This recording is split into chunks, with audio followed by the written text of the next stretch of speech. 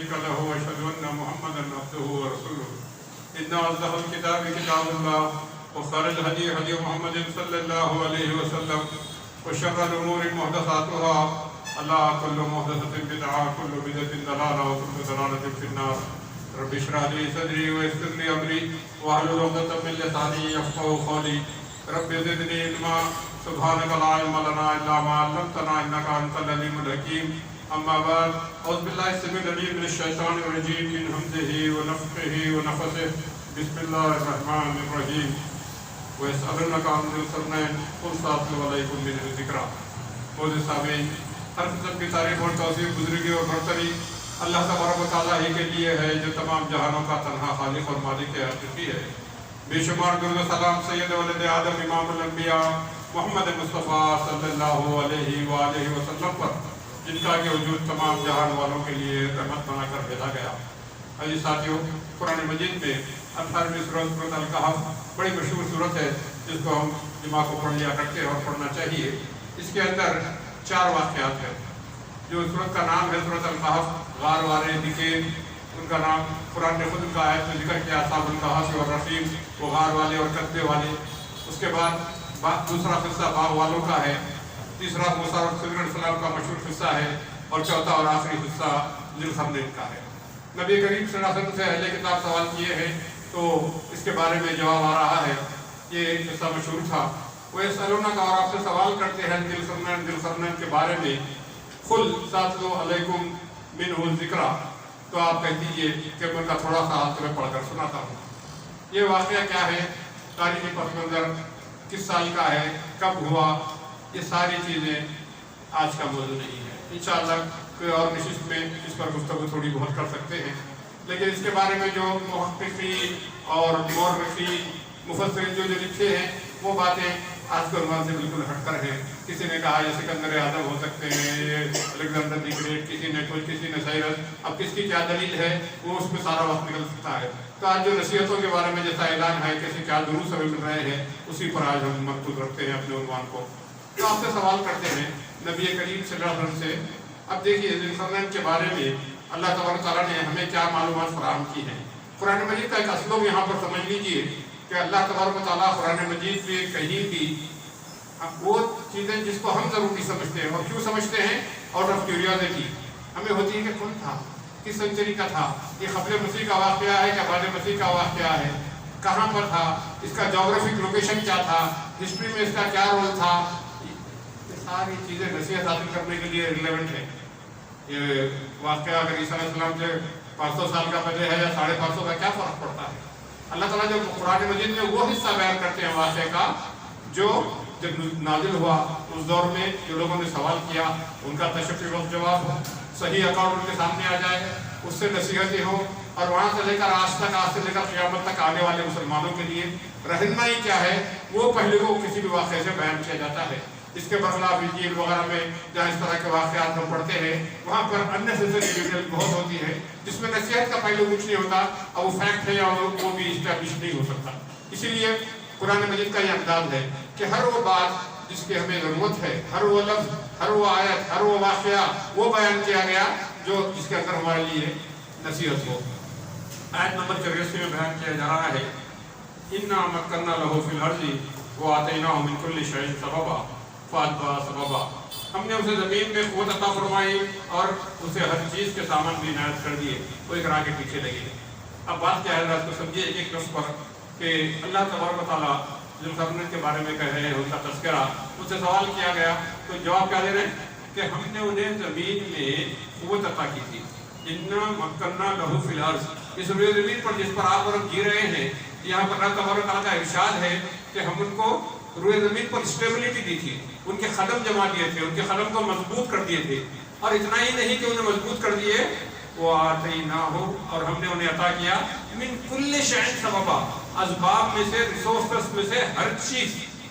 یہ اصل فی الواقعات آج کا موضوع ہے کہ اللہ تبارک و تعالیٰ ذی القرنین کے بارے میں کہہ رہا ہے کہ زمین میں نہ صرف ان کے قدم جما دیے، مضبوط کر دیے، انہیں وسائل میں سے ہر چیز ہم نے عطا کر دی تھی. عطا کرنے والا اللہ ہے. آتینا، ہم نے انہیں عطا کیا من کل شیء، ہر ایک چیز. اس کا معنی کیا ہوا؟ آل ٹائپس آف ریسورسز، ہر ایک چیز جو روئے زمین پہ ہے وہ جو ہے ان کو دے دی تھی. اس میں سے اسباب میں سے سبب. اب اس واقعے کا اور قرآن مجید کا اسلوب دیکھیے. قرآن مجید کی سورت کا نام ہے 18ویں سورت سورۃ الکہف. اب شروع کہاں سے ہوا واقعہ؟ اصحاب کہف سے. غار والوں کا قصہ. غار والے کون تھے؟ یہ غار والے کوئی دور کے دولت مند صاحب اثر انفلوئنشل لوگوں کے بیٹے تھے. نوجوان تھے. انہم فتیۃ آمنوا بربہم. کچھ نوجوان تھے جو اللہ پر اپنے ایمان لائے تھے. حالات ناموافق تھے. وہاں پر اور کوئی مسلمان تھے نہیں سوائے ان کے. مسلمان اس لیے کہتا ہوں کہ عیسیٰ علیہ السلام کی جو تعلیمات اس وقت باقی تھی ان کے یہ فالوورز تھے اور وہ اتنا جانتے تھے کہ ہمارا رب اللہ ہے جو اس دور کے بادشاہ حکمران خود گھر والوں کو ناپسند تھی. اب ان کے لیے سمجھایا گیا کہ دیکھو یہ بڑی اچھی لائف اپنی چل رہی ہے, پیلسوں تک ہماری وابستگی ہے اور دنیا کی ہر چیز میسر ہے ہمیں. اب تم یہ سب چھوڑ دو یہ بات ایمان کی بات. جب ان نوجوانوں کو دھمکی دی گئی وہ ٹھہر گئے. کہنے لگے کہ کیا انہوں کو جب دھمکی دی گئی ربنا رب السماوات والارض, کیا دھمکیاں دے رہے ہیں, ہمارا رب وہ ہے جو زمین و آسمانوں کا رب ہے. اب اس کے بعد جب جان کی دھمکی دی گئی, جس طرح کہتے ہیں آج کسی کو بل پہ چھوڑا جاتا ہے, کہا دیکھو کچھ دن کا تمہیں مہلت ہے, تم جو ہے پھر جاؤ اس سے دین سے. تو انہوں نے اپنے ایمان کو بچانے کے لیے اپنی سوسائٹی کو چھوڑا, اپنے گھر بار کو چھوڑا, گھر کے آرام کو چھوڑا اور اللہ سے جو ہے رحمت طلب کی اور اللہ غار کا کہف غار کا رخ کیا اور اللہ نے وہاں پر اپنی نیند سلا دی. لیکن اس سے کیا معلوم ہوا؟ شروع میں ایک قصہ ہے, اس سے کیا معلوم ہو رہا ہے اس صورت کے اندر؟ پہلا واقعہ جو بیان ہو رہا ہے وہ کیا بتا رہا ہے کہ اپنے ایمان کی سلامتی کے لیے چند نوجوان تھے جو جا کر غار میں پناہ لیے تھے. یعنی انہوں نے روئے زمین پر اپنے جو کمفورٹس ہے, جو لگژریز ہے, جو آرام ہے, ساری چیزوں کو چھوڑ دیا. اور چھوڑ کر غار کی زندگی تو اتنی اچھی نہیں ہوتی, گھر کی طرح کوئی آرام تو نہیں ہوتا, لیکن ایمان کو بچانے کے لیے وہ غار کا رخ کیے وہ نوجوان جو ایمان لائے تھے. اگر کوئی صرف یہی ایک واقعہ پڑھ لیتا ہے تو آج ممکن ہے کہ اس واقعے کو پڑھ کر, اس کو سن کر اس سے یہ نتیجہ حاصل کر لے کہ بھئی یہ دنیا چھوڑ دو. اور اسی فکر آج بات مسلمانوں میں بھی آ گئی ہے کہ دنیا کے طالب ہے انہیں چھوڑ دو, جن کو حکومت ہے ان کو حکومت کے جو طالب ہے حکومت دے دو, اور دیکھو یہ زندگی حقیقت میں آخرت کی ہے, اس کو بنانے کے لیے کیا کرو, یہ دنیا کو چھوڑ دینا چاہیے. اگر اس کا معنی کوئی یہ بھی نکال لے یہاں تک کہ حتیٰ کہ یہ جائے کہ ہمیں اپنی بستی, اپنا گھر کا آرام, اپنے کمفرٹ چھوڑ کر غار میں جا کے رہنا پڑے, یہ چھوڑ دو کیونکہ ایمان کی حفاظتی کا معاملہ ہے.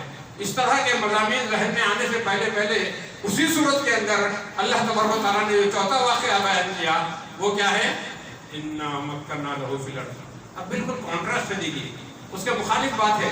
وہاں پر نوجوانوں کے واقعہ صورت شروع ہوئی ہے ان نوجوانوں کے تذکرے سے جو ایمان کو بچانے کے لیے اپنے سوسائٹی کے چیلنجز کو, گھر بار کے چیلنجز کو, حکومت کے وقت کے چیلنجز کو, ان کا مقابلہ کرتے رہے اور جب جان پراپرٹی کو غار میں چلے گئے.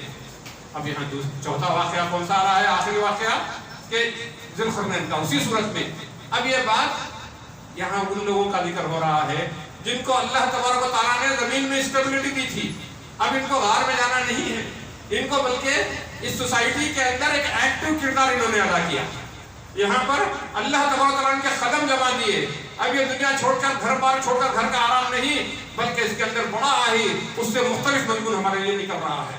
اور یہ کیا ہے, یہ کانٹراسٹ جو بتلایا جا رہا ہے کیا چیز ہے کہ ہم کبھی بھی دین کا نام لے کر دونوں کو اگر جمع کر لیں تو ایک بات سامنے آتی ہے نصیحت کی, وہ یہ کہ اگر جمعہ کے دن آئے ہیں تو اب سارا دن مسجد ہی میں بیٹھ جاؤ, نماز پڑھ لی, خطبہ سنا, نماز پڑھی, ذکر اسکار کرتے رات یہیں کر دو. نہیں, جب نماز سے فارغ ہو گئے تو قرآن کا تاثر ہے فانتشروا فی الارض وابتغوا من فضل اللہ.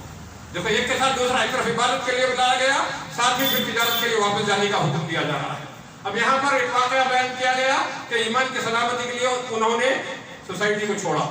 اب یہ بتلایا جا رہا ہے کہ یہ روئے زمین کے اوپر نہ صرف سوسائٹی بلکہ کیسے اس کا ایکسپینشن کرتے ہیں. مشرق اور مغرب کا ذکر آگے آتا ہے آیت میں, تو اللہ تعالیٰ کہہ رہا ہے کہ ہم نے انہیں کیا کیا, زمین کے اوپر ان کے قدم جما دیے, انہیں قوت دی اور ان کو مضبوط کر دیا. اور اتنا ہی نہیں, صرف زمین پر قدم نہیں جما دیے, وہ آتَيْنَاهُ مِن كُلِّ شَيْءٍ, we gave him all types of resources. ہر چیز من کل شيء سمجھو کہ ہر چیز جو بھی ہو سکتا ہے. اب ریسورسز کیا ہے اس کی تفصیل کے لیے شاید بات کم پڑ جائے یار. تو اللہ تعالیٰ کہہ رہا ہے کہ ہم زمین کے اوپر, اور اللہ تبارک و تعالیٰ نے یہ صرف ذوالقرنین کا ایک واقعہ نہیں ہے, اِنَّا مَكَّنَّا لَهُ فِي الْأَرْضِ, یہی الفاظ سورہ یوسف میں یوسف علیہ السلام کے لیے استعمال کیے گئے کہ یوسف علیہ السلام کو بھائیوں کے سوتیلے بھائی تھے, دشمنی کرنا چاہے, تفریح کے نام پر جو ہے والد کو سمجھا کر لے کر نکلے، اور اس کے بعد پھر کہیں کو قتل کرتے ہیں، کہتا نہیں قتل نہیں کرو، مرڈر کیوں کرتے ہو، کنویں میں پھینک دو، کنویں میں پھینک دیے، مٹانا چاہا، برباد کرنا چاہا۔ اللہ تعالیٰ نے یہ نہیں استعمال کیا، ارے دنیا والے تمہارا بگاڑنا چاہیں گے، اللہ تعالیٰ نے ایسے ایسے اسباب بنائے، پورا واقعہ اکٹھے سورہ یوسف میں ملتا ہے۔ یہ یعقوب علیہ السلام کے بیٹے یوسف علیہ السلام کا، اور وہاں سے گئے، پھر غلام بنا کر بیچے گئے، پھر وہ مصر کے گورنر کے گھر پہنچ گئے، وہاں پر رہنے لگے، پھر اس کی عورت اتنی اچھی کیریکٹر کی عورت نہیں تھی، بدکاری کی طرف بلانے لگی، وہ انہوں نے جیل کو پسند کیا بدکاری کو چھوڑ کر، پھر کئی برس تک جیل میں رہے۔ پھر اس کے بعد کیا ہوا؟ اللہ تعالیٰ نے مصر کے اندر ان کے خادم بھی جما لیے، ان کے لیے بھی لفظ استعمال ہوا کہ یوسف علیہ السلام کو، اور پھر کیا کیا؟ ان کو ایک پوزیشن تھا کیا، کیسا پوزیشن؟ نیکسٹ دیکھیے کہ وہ آپ کہہ سکتے ہیں آج کی اصطلاح میں فائنانس منسٹر۔ جب ایک خواب دیکھا بادشاہ نے، اس کی تعبیر بتلائی کہ 7 موٹی گائیں اور 7 دبلی گائیں، تو اس کی تعبیر بتلائی کہ 7 سال بڑی زرخیز نیچے ہوں گے اور بڑی اچھی جو ہے کراپس ہوگی، بڑی اچھی فصل ہوگی، اس زمانے میں پوری خرچ نہ کرنا، اس کو اٹھا کر رکھنا، اس کے بعد کے آنے والے 7 سال جو ہے قحط میں آنے والے ہیں۔ تو پھر وہ 7 سال کے لیے راشننگ کر دی۔ اب کہاں سے نکلے تھے؟ یہ بچے تھے، واقعہ پڑھنے سے انداز تھا کہ عمر 8-10 سال سے زیادہ نہ رہی ہوگی۔ اب وہاں سے بڑے ہوتے تو بھائیوں کا محل نہ کرتے، چھوٹے تھے، بے بس تھے، یہ سارا بات ہوا، اتنا لمبا واقعہ۔ لیکن اللہ تعالیٰ کیا کر رہا ہے کہ ہم نے جن لوگوں کا اللہ نے یہ ذکر کیا اِنَّا مَكَّنَّا لَهُ فِي الْأَرْضِ، ان میں سے کس کا ذکر آتا ہے؟ ذوالقرنین کے علاوہ۔ اور ذوالقرنین کا یاد رکھو اس پورے قرآن میں صرف ایک ہی دفعہ ذکر آیا ہے، اور سورۃ الکہف میں ہے، اس لیے ہمیں ان کے بارے میں زیادہ تفصیلات کا علم نہیں ہے۔ اب یوسف علیہ السلام کا کیا ہوا کہ اللہ تبارک و تعالیٰ نے کیا دیا؟ وزارت دی، ان کو خزانے کا مالک بنایا گیا، منسٹر آف فائنانس کرتے، وہ حکومت اور ایڈمنسٹریشن کرنے لگے، وہ ڈراٹ جب قحط آیا ہے اس کو مینیج کرنے لگے، جب خوراک اچھی تھی، جب مال ریونیو مالگزاری اچھا آ رہا تھا، جمع کر رکھے ان خراب دنوں، یہ سب چیزیں کی نا بڑی دانشوری کے ساتھ۔ اب انہیں جب وسائل اور زمین پر اللہ تعالیٰ نے دیا تو وہ کیا کیا، وہ اور ذوالقرنین نے کیا کیے، یہ ساری چیزوں میں ہماری نصیحت ہے۔ اسی طرح سلیمان علیہ السلام کے بارے میں اللہ تعالیٰ نے انہیں نبوت بھی دی، ساتھ میں بادشاہت بھی دی، اور ایسی منفرد بادشاہت کہ اللہ نے ان کی دعا کو قبول کیا کہ آدم علیہ السلام سے لے کر ان کے دور تک اور ان کے دور کے بعد سے لے کر آج تک اور آج تک قیامت تک کبھی ویسے مقام کسی کو نہیں ملے گا کہ وہ نبی بھی اور ساتھ میں بادشاہ بھی۔ اور پھر بادشاہ تو تاریخ میں بہت ہوئے ہیں، لیکن ایسا بادشاہ جس کی سلطنت میں رعایا میں انسانوں کے علاوہ جن بھی شامل ہیں، جانور بھی شامل ہیں، پرندے بھی شامل ہیں، سب کچھ جو ہے اللہ تعالیٰ نے زمین کے اوپر یہ واقعی نہ ہو بالکل نہیں، ہر چیز جو ہے ان کو دے دی تھی، ان کے قبضے میں دے دی تھی۔ اب اسی طرح داؤد علیہ السلام کے بارے میں ذکر آتا ہے، اس میں چھوڑ دیتا ہوں، جن کو اللہ تعالیٰ خلیفۃ الفرد، اللہ نے خلیفہ کا نام آدم علیہ السلام کے علاوہ جن کو استعمال کیا وہ داؤد علیہ السلام کا ہے، کون کو زمین کے اندر جو ہے کیسے ان کے قدم جمائے۔ تو تھوڑے سے انبیاء کے بارے میں اور قرآن میں ذکر ملتا ہے ان لوگوں کا جن کو اللہ تبارک و تعالیٰ نے زمین میں اقتدار دیا، پاور دیا، پوزیشن دیا، ریسورسز دیے اور اسٹیٹس دیا۔ یہ وہ چیزیں ہیں دنیا کی اللہ تبارک و تعالیٰ یوسف علیہ السلام، سلیمان علیہ السلام انبیاء کا ذکر کر رہا ہے، اور یہاں پر وہ آتیناہ من کل شیء ذبابا کس کا ذکر کر رہا ہے؟ ذوالقرنین کا۔ تو معلوم ہوا کہ دنیا اور دنیا کو چھوڑنا نہیں۔ یہ واقعات کیا بتلا رہے ہیں کہ اللہ تبارک و تعالیٰ نے انہیں ریسورسز عطا کیے، وہ آتیناہ ہم نے انہیں عطا کیا۔ اگر یہ زینت اللہ نہیں ہوتی دنیا جس طرح قرآن بیان کرتا ہے، یہ اگر لعنت اللہ ہوتی تو اللہ کیوں عطا کرتا ہے؟ اور تو کرے کہ اتنے اور نہ صرف عطا کیا کہ تاریخ میں ایک دفعہ کا واقعہ ہے، آیا اور مٹ گیا، قیامت تک کے لیے ان کے واقعات پڑھے جائیں گے کہ تو قرآن کا حصہ بنایا کہ اللہ تعالیٰ زمین پہ۔ تو اس سے ہمارے لیے اور خصوصاً نوجوانوں کے لیے یہ بات بے انتہا قابل غور ہے کہ یہ ذوالقرنین کا واقعہ ہمارے لیے اپنے اندر کیا نصیحتیں رکھتا ہے کہ اللہ تعالیٰ نے انہیں جب ہر قسم کے وسائل دیے، ہر قسم کے من کل شیء ذبابا، تو انہوں نے اس کا کیا کیا۔ بات کو آگے بڑھانے سے پہلے میں یہ سوچتا ہوں کہ آج آپ اور ہم جوان بھی، بچے تو بچے ہی ہوتے ہیں، جوان بھی اور ادھر عمر کے لوگ، بزرگ بھی، ہم لوگ کیا کرتے ہیں جب اللہ تبارک و تعالیٰ وسائل ہمیں دے دیتا ہے من کل شیء؟ اس میں سے ایک سب سے بڑا ریسورس پیسے کا ہوتا ہے۔ اگر ہمیں صحت ہے، طاقت ہے، ساری چیزیں ہیں، کچھ اقتدار ہے، کچھ اختیار ہے، کچھ کاروبار چل پڑے ہیں، اچھی ملازمت، سب، آپ بتائیے ہم لوگ کیا کرتے ہیں؟ اس کو لے کر ہماری زندگیوں کا خلاصہ کیا ہے؟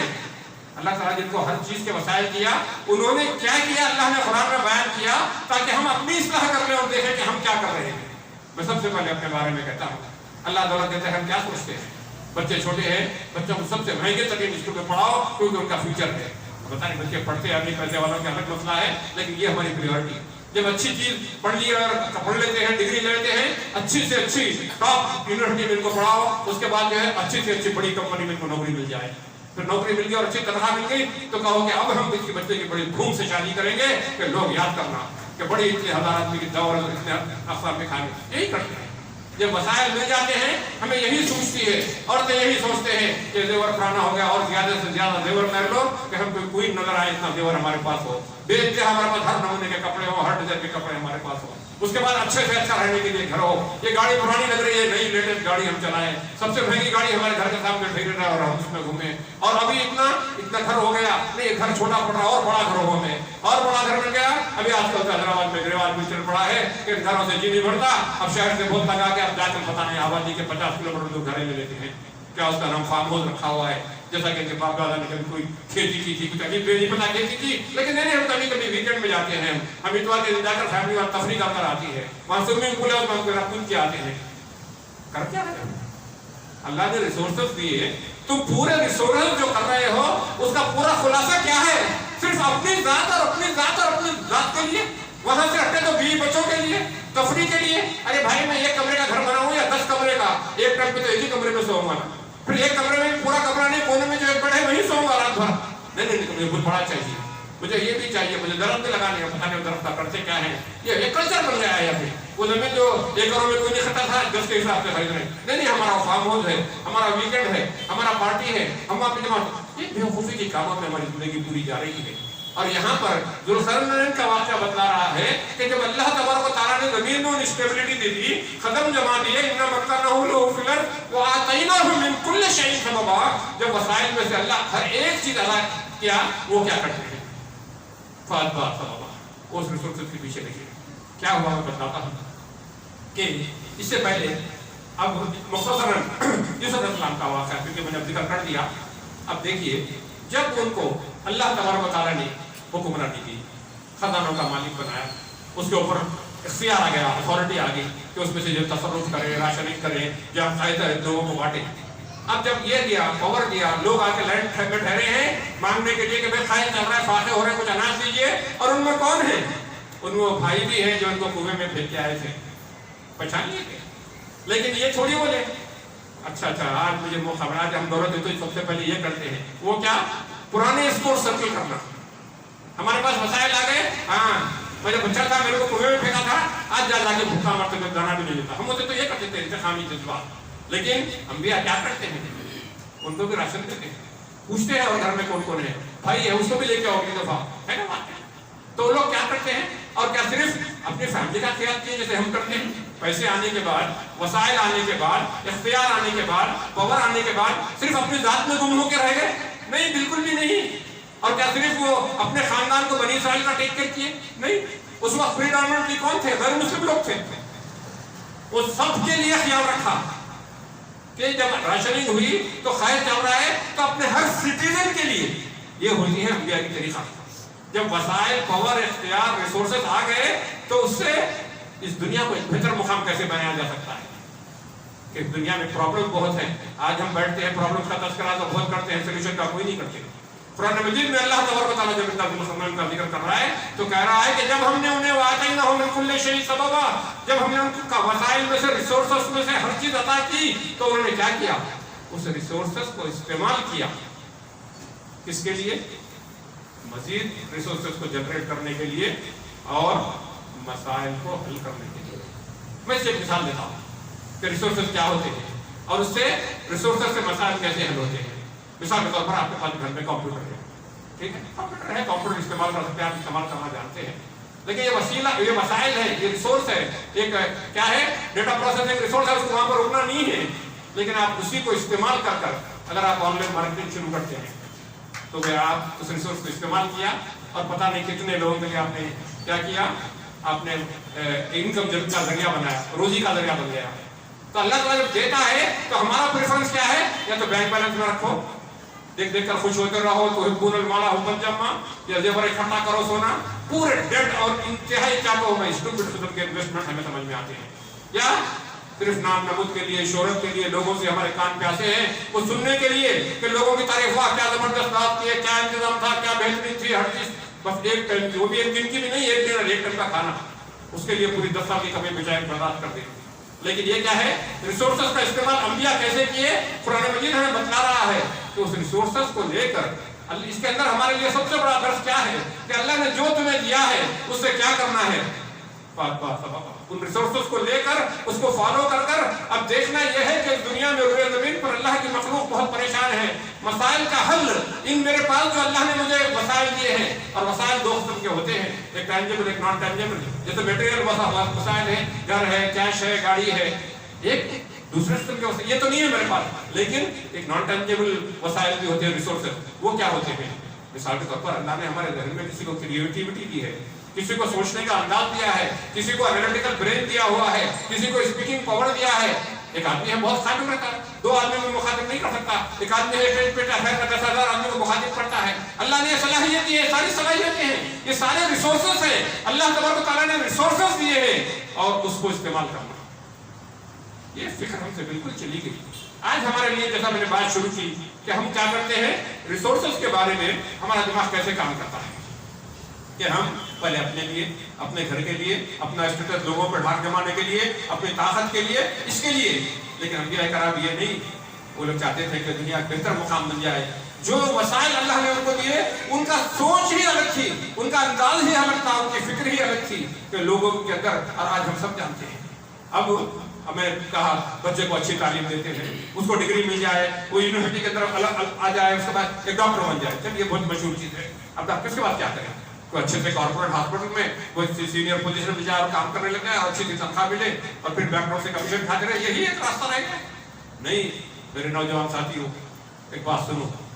قرآن مجید کی اس آیت کی روشنی میں تم کو اللہ نے جب وہاں تک پہنچایا ہے، LKG کے سبق سے A for apple سے شروع کر کر تم یونیورسٹی تک پہنچ کر ڈگری لیے ہو. اب have a big thinking.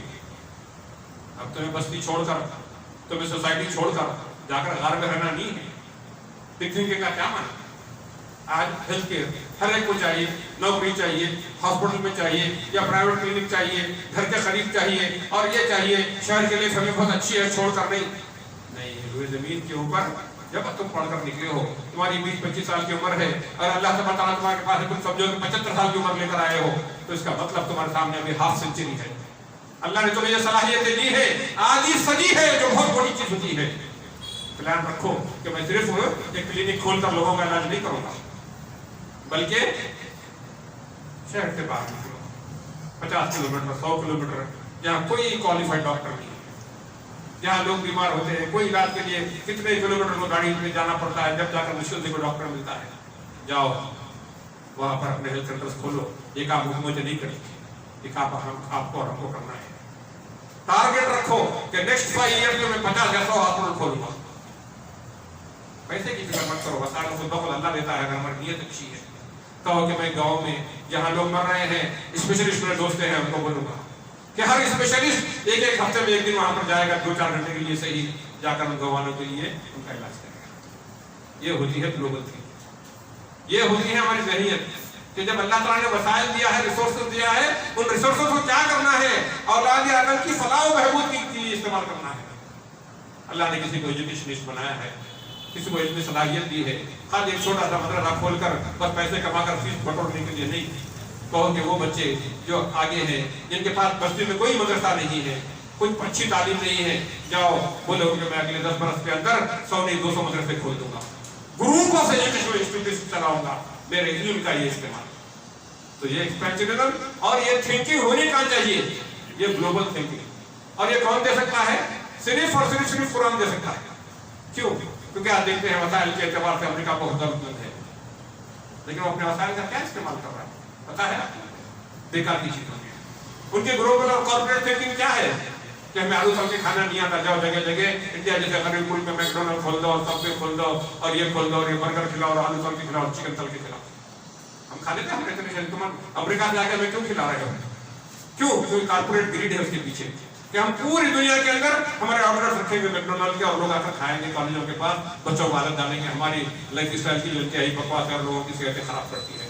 ان کے پاس کوئی اتنی زیادہ بلڈ پریشر اور شوگر ہے، لیکن وہی عادت ہم کو بھی ڈال رہے ہیں. अनहेल्दी ईटिंग, नहीं, हम ये कामें नहीं करते। हम ये कॉर्पोरेट ग्रिड के तहत काम नहीं करते। हम अल्लाह की रजा के लिए अल्लाह के दिए हुए वसाइल को इस्तेमाल कर कर अल्लाह की मखलूक की खिदमत और इस दुनिया को एक बेहतर जगह बनाने के लिए काम करते हैं। तो हमारी फिक्र उनसे बिल्कुल मुख्तलिफ होती है। हम सिर्फ दौलत तो खुद ही आएगी, जब आप इतने हाथ पर चलाएंगे इतनी दौलत इंशाअल्लाह आएगी कि आप गिर नहीं सकेंगे जब अल्लाह ताला देना चाहे। लेकिन ये कि ये कॉल हमारे जहन में हो कि हम हमारे मुसलमानों की श्रिंकिंग मेंटालिटी आ गई। आज हमारी बर्बादी का बहुत बड़ा सबब यही है कि हर आदमी एक चाय की दुकान या पान की दुकान खोल के खुश है और लोगों की सेहत खराब कर रहा है, इधर देखिए पान खिलाकर, तंबाकू खिलाकर, गुटखा बेचकर। ये नहीं, से निकलो, आओ एक तामीर की तरफ। अल्लाह तबारक ने जो तुम्हें सलाहियत दी है उस सलाहियत को, इस रोए जमीन को सबके लिए, हर एक के लिए, हर आम व खास के लिए, ये एक मुसलमान का किरदार होता है जो कुरान मजीद हमारी रहनुमाई कर रहा है। वो कभी सेल्फिश होकर, आज बदकिस्मती ये है कि जितने दौलतमंद है ये उजड़े हुए नवाबों की तहजीब को हमने अपना लिया कि बस हमारे पास तकरीबात, एक पार्टी कल्चर था। ये जो है ना फरेही, अल्लाह ताला पसंद नहीं करता। ये जो party culture, party after party, birthday party के बाद मैरिज एनिवर्सरी, उसके बाद ये, उसके बाद अकीक़ा, उसके बाद ये, साल के 12 महीने हर हफ्ता कुछ ना कुछ, ये छोड़ो। ये दुनिया के अंदर ये सलाहियत, रिसोर्स अल्लाह सबको नहीं देता। जिनको दिया है ये उनकी जिम्मेदारी बन जाती है कि रोए ज़मीन के ऊपर मैं इसको किस तरह इस्तेमाल करूं कि आने वाली नस्लें इससे फायदा उठाए। पूरी जो है आने वाली नस्लों का फ्यूचर बनाया जा सकता है अगर चंद लोग ये सोच के ऊपर आ जाएं। अब इसके बाद देखो, आज हम जो सोना घरों में रखते हैं, पता नहीं महीने में एक बार पहनने को मौका नहीं, देख देख के खुश होते हैं बेगमात हमारी कि मेरे पास सोना है, बड़े कपड़े हैं। किसको फायदा हो रहा है? खाली पोसीदा हो रहे हैं। फिर 5 साल चले आके कहते नहीं डिजाइन पुराना हो गया, आजकल कोई भी नहीं पहन रहे, फिर चले आके बेचने के लिए, फिर अपना 2 तोले बेच के 1.5 तोले लेके आते और थोड़े पैसे भी देके ये नया डिजाइन आ गया। यही बेवकूफी के कामों में, इससे कोई फायदा नहीं। किसको फायदा है? तिजोरी में बंद रखने से या लॉकर में रखने से किसी को फायदा नहीं। ये फाइनेंशियल रिसोर्सेज अल्लाह ने दिए हैं। देखो अपने खानदानी में कितनी गरीबी है, कितने लोग हैं जिनको ये वसाइल नहीं है, कितने लोग हैं जिनका मुश्किल से गुजारा हो रहा है, कितने लोग हैं जो कर्जों के बोझ के लिए दबे हुए हैं। इनका हल कैसे निकलेगा? खाली मस्जिद में दुआ करो, अल्लाह हल करते हैं। अल्लाह ने असल भी तो दी है। और दुआ करने से और दौलत मिल जाती तो फिर दुनिया में किसी को काम करने की जरूरत नहीं थी। मैं दुआ कर रात को शाम को सोया था और एक 500 के नोट, 1000 2000 के नोट मेरे तकिए के नीचे आके मैं खर्चा करता नहीं। अल्लाह ने कहा जाओ जमीन पे हल चलाओ, देने वाला मैं हूँ, अनाज मैं उगाता हूँ, तुम जाकर मेहनत करो। तो हमको अपना रोल भी तो करना चाहिए और साथ यकीनन दुआ करना चाहिए कि दुआ से अल्लाह ताला उस मुश्किलात और उम्र को आसान कर देता है और दुनिया और आखिरत की बेहतरीन जगह है। तो आज पूरी इंसानियत की बर्बादी और उससे ज्यादा मुसलमानों की बर्बादी यही नासमझ की वजह से है। ये बैलेंस हमने छोड़ दिया। दीन की बात का माना हमने ये रख लिया कि 5 वक्त मस्जिद में नजर और नमाज पढ़ो और कुछ नहीं करो। नतीजा क्या हुआ? दरवाजे पर धरकर भीख मांगे रखते हैं। भाई अल्लाह ने अकल दी है, जोरे बाजू दिया है, ये रिसोर्स है। इल्म हो इल्म ना हो, हर सूरत अल्लाह ने जो सलाहियत दी है उसको इस्तेमाल करो और देखो कि कैसे हम, और कभी भी ये शिरक की मेंटालिटी मत रखो इतना है ना मैं दारू रोटी चल रही गुजारा हो रहा है काफी है। नहीं, अल्लाह ने जो ताकत दी है, सलाहियत दी है, अकल दी है, वसाइल दिए हैं, उसका इस्तेमाल करो। कि इस माशरे के अंदर बहुत सारे मसाइल हैं, हर फील्ड में मसाइल हैं। उन मसाइल का हम कैसे हल करें ये उसी वक्त मुमकिन है जबकि हमें बेकार चीजों को अपने एजेंडे से निकालें। ये फुजूलियात की जो लंबी लिस्ट है, ये मामला जो हमारे थॉट प्रोसेस है वहीं पर सबसे बड़ा फॉल्ट है। बस चल रहा है, अब ये हो जाने दो, अब ये शादी जरा धूम से हो जाने दो, चल जाए के बाद में खर्चदार हो जाऊं मैं, फिर आगे कमाकर खर्चदार करता रहूंगा। ये जो चीजें हैं हमारे पास बहुत ही गलत रुख इख्तियार कर चुकी है। हमारी स्टेटस का गलत इस्तेमाल, हम स्टेटस को फोकस देने को, स्टेटस अल्लाह देने वाला है, इज्जत देने वाला अल्लाह है। तुम क्या करो जिस बात का कुरान हुक्म दे रहा है कि अल्लाह तबारक व तआला ने जो सलाहियत हमें दी है, याद रखो वो सलाहियत हमारे लिए बेटरमेंट के लिए इस्तेमाल करना है, उसको उठाकर रखना नहीं है। और बड़े से बड़े मैं चाहूंगा कि मस्जिद वाले कोई अच्छे पीएचडी को या कोई लेक्चरर को इकोनॉमिक्स के बुलाएं या सेमिनार करवाएं, लोगों को जमा करें कि क्या इन्वेस्टमेंट अपॉर्चुनिटीज है, अल्लाह जिसको जो दिया हम कैसे हम एक हलाल और जायज तरीके से इस्तेमाल कर कर अपने लिए भी कुछ नफा बख्श और दूसरों के लिए भी। इसकी अहमियत इतनी है जो मैं हदीस शरीफ सुनाता हूँ। नबी करीम सल्लल्लाहु अलैहि वसल्लम ज़कात के हवाले से बताया कि अगर कोई आप कस्टोडियन बने हैं, किसके, कोई यतीम के सरपरस्त बने हैं और उसका बाद कुछ माल छोड़कर गया है, ऐसा ना हो तो उसका सारा माल बच्चे बड़े होने तक ज़कात ही में खत्म हो जाए, कहाँ का उसको बेहतर तरीके से इन्वेस्ट करो। यानी यतीम के माल आपका नहीं है, दूसरे का है, फिर भी नबी करीम सल्लल्लाहु अलैहि वसल्लम कह रहे हैं तो उसको जो ऐसे तरीके से करो ताकि उससे ज़कात भी अदा होते रहे और कुछ माल भी ग्रो होते रहे। ये फिक्र हमसे बिल्कुल निकल गई और उसका नतीजा क्या हुआ कि आज मुफलिसी हमारा मुकद्दर बन गया। آج بڑی تعداد جو ہے مجھے اچھا بھی نہیں لگتا، دور دراز سے سفیر حضرات آتے ہیں، کہاں سے، یو پی سے، جھارکھنڈ سے، کتنا خراب لگتا ہے، کب ملتا کتنا چند سو روپے کے لیے بیچارہ اپنا ٹرین کا سفر کر کے آ رہا ہے۔ کیوں مسلمانوں کی حالت ایسے ہو گئی؟ کیونکہ ہم نے یہ سمجھا کہ دین کا معنی یہ ہے کہ 5 وقت نماز پڑھ لیا بس ختم ہو گیا ہمارا دین، اس کے بعد کبھی بھی ذہنیت ہم سے رخصت ہوگی۔ اور جب مسائل کی بات کی تھی، آج امریکہ کیا کر رہا ہے؟ شر کا کردار ادا کر رہا ہے، کس طرح سے کہ اب اس کے پاس ٹیکنالوجیکل ریسورسز بھی یقینی بات ہے ہم سے بہت زیادہ ہے، کیا کر رہا ہے؟ اسلحے کی فیکٹری، خوب اسلحہ بنائے، اس کے بعد کیا کریں؟ روئے زمین کے اوپر 2 ملکوں میں لڑائی ڈال دیں، پھر دونوں کو اسلحہ بیچو، کو ڈائریکٹلی کو انڈائریکٹلی، مان لیتے رہو، پڑھتے رہو، میزائل فری نہیں آتے، لیکن راکٹ کا حملہ اخبار میں تو پڑھتے ہو، لاکھوں ڈالر کا ہوتا ہے، مرتا انسانیت مرتی رہے۔ تو وہ اپنے وسائل کو دنیا کی بربادی کے لیے، اس لیے دنیا میں بدامنی ہے، اور کوئی 2 ملکوں میں جو ہے اتحاد نہیں ہے، پیار محبت نہیں ہے، لڑتے رہو، ٹینشن بلڈ کرتے رہو، پالیٹیشین سارے یہی کرتے ہیں، ٹینشن بلڈ کرتے رہو اور اپنی دکان چلاتے رہو سیاست کی۔ تو یہ کوئی کام دنیا میں اصلاح کا، سنجیدگی سے مسائل کا حل کرنے کا، اور ایک بات کرو گے تو خود کا بھی، اپنی فیملی کا بھی، سب کا فائدہ ہوگا۔ سوسائٹی کس سے بنتی ہے؟ نیشنز کس سے بنتے ہیں؟ فیملی افراد سے بنتی ہے، کہ گروپ آف ممبر اس سے فیملی بنتی ہے، گروپ آف فیملی سے سوسائٹی بنتی ہے۔ تو اس کی اصلاح کا طریقہ کیسے ہو سکتا ہے؟ وہ نصیحت تمیز الخدمت کے واسطے سے مل رہی ہے۔ انشاءاللہ اگر اگلا جمعہ میرا یہ ہے اور یہی عنوان رہا تو آگے بھی 2 آیتیں پڑھ لیتے ہیں اس حوالے سے کہ انہوں نے کس طرح سے ریسورسز کو استعمال کیا، اور ان ریسورسز میں سے سب سے بڑے ریسورسز ہیومن ریسورسز ہوتے ہیں۔ تو جب وہ گئے ہیں وہاں پر، ایک مقام پر جب سورج غروب ہوا تھا، وہاں کے لوگوں سے، حالانکہ لینگویج پرابلم تھا، لینگویج بیریئر تھا، آپ کہہ سکتے ہیں کہ وہ ایکسپیڈیشن پہ تھے، کہ ان کی جو مشرق و مغرب کا قرآن میں ذکر کر رہا ہے کہ کیسی چیزیں قرآن دے رہا ہے ہمیں، اور ہم کہتے ہیں کہ اصل آج امت مسلمہ کا بڑا مسئلہ یہ ہے کہ ہم جن حالات سے گزر رہے ہیں شکایت تو کر لیتے ہیں، لیکن ہم اپنے کمفرٹ زون سے باہر نکلنا نہیں چاہتے۔ کرنا بھی ٹھیک ہے، کیوں چھوڑ دینا؟ نہیں، یہ بھائی انسان اس کے لیے نہیں، اسلام جو ہے، اور یہ سب کر جب صدیاں گزر جاتی ہے کیا ہوتا ہے؟ ہم آخر میں کیا بن جاتے ہیں کہ ایک بس تماشا ہے کہ ہم آبزرور آف اور اون فیلئرز، بس کہ ہمارے یہ کر کے گئے، بڑے یہ کر کے گئے، یہ چھوڑ کے گئے، یہ مسائل چھوڑ کے مرے، خالی یہ ہو گیا۔ یہ پیسو ریلیجن نہیں، اسلام جو ہے یہ واقعہ ہمارے لیے اندر ایک تحریک پیدا کر رہا ہے کہ لوگوں اس فکر سے باہر آ جاؤ، don't be a passive observer of your own failure. نہیں، ناکامی وقتی چیز ہوتی ہے، ریلیشن کی ہوتی ہے، لگے رہو اپنے ایک ذہن کے ساتھ، ایک فکر کو لے کر کہ یس اس دنیا میں آؤ، مجھے کچھ کرنا ہے، اور اس کے لیے موومنٹ چاہیے، نکلنا پڑے گا، اس کمفرٹ سے نکلنا پڑے گا۔ آج اس کمفرٹ نے، اس آرام کی میں خراب کیا ہے۔ تو اللہ نے جو وسائل دیے ہیں وہ وسائل، اس کا بہترین استعمال، جہاں اپنے مسائل تو خود ہی سیکنڈ میں حل ہو جاتے ہیں کہ پورے زمین کے اوپر اولاد آدم جو بھی ہو، دیکھو کہ ہم سوسائٹی کو کس طرح کنٹریبیوٹ کر سکتے ہیں۔ اور یہ ذہنیت کبھی بھی یاد رکھو سیاست دانوں کے نہیں آ سکتی، وہ چارٹر سے نہیں آ سکتی۔ یہ مسلمان، ایک سچا مسلمان قرآن کو سمجھ کر قرآن کے مطابق زندگی گزارنے والا، اور اس مضمون کو سمجھے گا تو اپنی ذمہ داری کا احساس کرے گا۔ سب سے پہلے اپنا جائزہ لے گا کہ اللہ تبارک و تعالیٰ نے مجھے کیا وسائل دیے ہیں، کیا بالکل اور ان ریسورسز میں سے میں کون سے ریسورسز کو استعمال کر سکتا ہوں۔ ریسورس بولتے اسی کو ہیں کہ اس کو ایک معنی ہے سبب کا، یہ اسباب کا، سبب کا، کہ اس کو استعمال کر کر آپ ایڈیشنل ریسورسز جنریٹ کرتے ہیں۔ اور دیکھو کہ یہ ہیومن ریسورسز ہیں جو انڈیا کے پاس بہت زیادہ ہیں۔ ورلڈ کی آبادی میں سب سے زیادہ چائنا کی ہے، اس کے بعد انڈیا کا باری ہے، اس کا 1.7 بلین پاپولیشن ہے، ہمارا 1.35 ہے، لیکن یہاں مفید سے نہیں ہے نسبتاً، پوری ورلڈ کو ڈومینیٹ کر رہا ہے۔ کیسے کر رہا ہے؟ اس نے اس ہیومن ریسورسز کا استعمال کیا اور ہم نے نہیں کیا۔ ہمارے سیاستدانوں کو مسجد مندر کا رہا آتا کیا ہے، خالی جذبات سے کھیل لیا گیا، خود کام کوئی اس نے انڈسٹریز لگائے، پوری دنیا کے اوپر حاوی ہو گئے۔ تو یہ ہے استعمال، ریسورسز کا استعمال، اس کی بہترین مثال ہے۔ اللہ تعالیٰ سے بات کہنے کی، سننے کی، سمجھنے کی، اس پر عمل کرنے کی توفیق عطا فرمائے۔ اللہم ارنا الحق حقا وارزقنا اتباعہ، اللہم ارنا الباطل باطلا وارزقنا اجتنابہ۔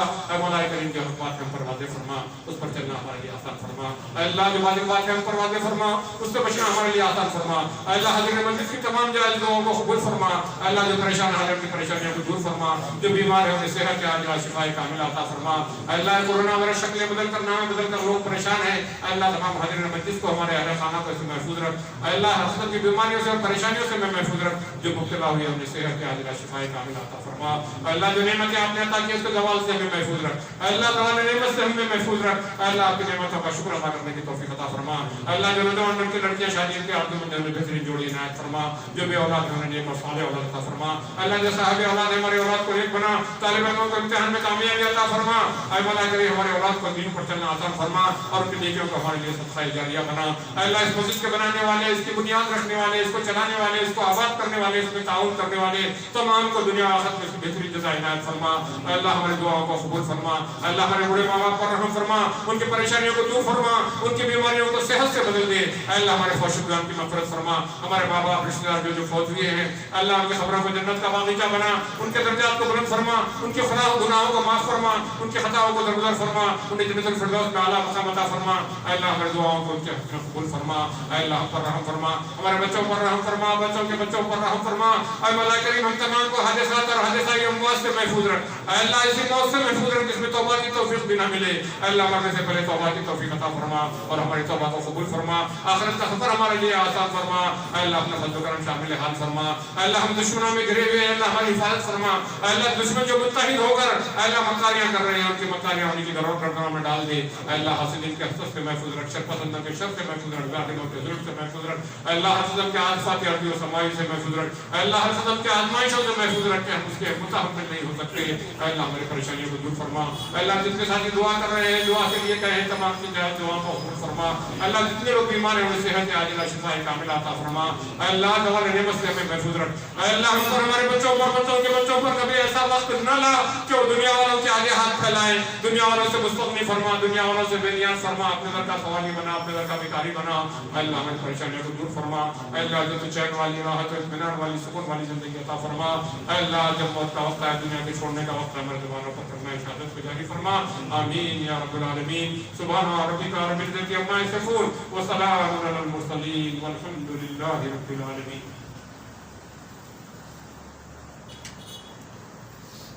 الحمد لله نحمده ونستعينه ونستغفره ونؤمن به ونتوكل عليه ونعوذ بالله من شرور انفسنا ومن سيئات اعمالنا من يهده الله فلا مضل له ومن يضلل فلا هادي له واشهد ان لا اله الا الله وحده لا شريك له واشهد ان محمدا عبده ورسوله ان الله وملائكته يصلون على النبي يا ايها الذين امنوا صلوا عليه وسلموا تسليما اللهم صل على محمد وعلى ال محمد كما صليت على ابراهيم وعلى ال ابراهيم انك حميد مجيد اللهم بارك على محمد وعلى ال محمد كما باركت على ابراهيم وعلى ال ابراهيم انك حميد مجيد عباد الله ان الله يأمر بالعدل والاحسان وايتاء ذي القربى وينهى عن الفحشاء والمنكر والبغي ويعظكم لعلكم تذكرون واذكروا الله يذكركم وادعوه يستجب لكم ولذكر الله تعالى أعلى وأعلى وأكبر.